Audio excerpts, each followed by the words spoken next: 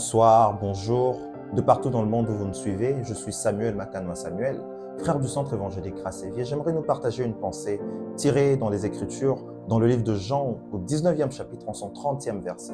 Là, Jésus à Golgotha, alors qu'il veut rendre l'âme, déclare l'une des dernières paroles. Il dit « Tout est accompli ». Oui, à ce moment précis, Jésus souffre sous le poids de la colère de Dieu. Son corps a dépassé les limites acceptables de la souffrance. Mais c'est à ce moment précis qu'il dit, qu'il lance un cri de satisfaction. Tout est accompli. Un cri que l'on déclarait lorsque la tâche confiée avait été réalisée complètement et parfaitement.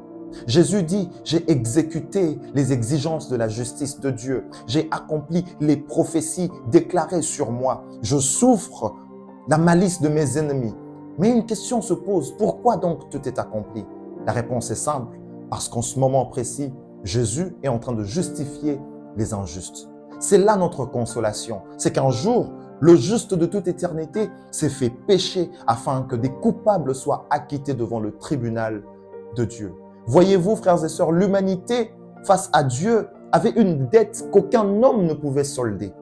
Dieu seul pouvait se présenter face à lui-même et plaider la cause de l'humanité, rencontrer les desiderata de sa justice et ainsi payer la dette de l'humanité. Et c'est ce que Christ a fait. En déclarant tout est accompli, il venait de déclarer les coupables justes.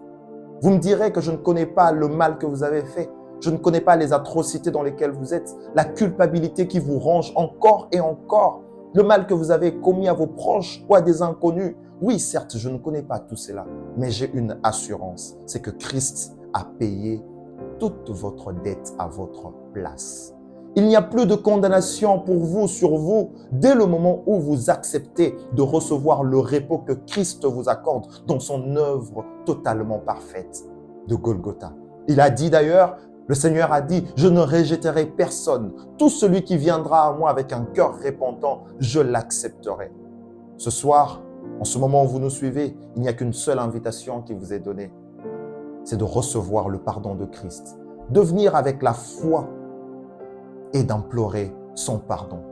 Car oui, il n'y a aucun mal que vous avez accompli, il n'y a aucune erreur dans votre passé que Christ n'est incapable d'effacer, de payer. Vos péchés passés, vos péchés présents et vos péchés futurs sont pris en charge par le tout est accompli de Christ. Le repos est possible, la paix est disponible en Jésus-Christ. J'aimerais vous inviter à prier avec moi afin de recevoir cette paix du Seigneur. Seigneur, je reconnais que je ne suis pas parfait, mais je crois en ton pardon. Merci de m'accorder ta justice. Merci de m'accorder ta paix en pardonnant mes péchés.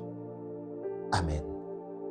Nous voici au terme de notre tranche parole d'encouragement de ce jour. Nous tenons à remercier le visionnaire, pasteur Michel Omari qui nous permet de pouvoir passer ici afin de l'accompagner dans cette œuvre. Nous remercions l'équipe technique qui a travaillé d'arrache-pied pour la réalisation de cette tranche. Et nous aimerions vous encourager à participer en soutenant l'œuvre de Dieu, car la mission a besoin des moyens afin que nous puissions répandre la parole de Dieu partout dans le monde. Merci à vous et que le Seigneur vous bénisse.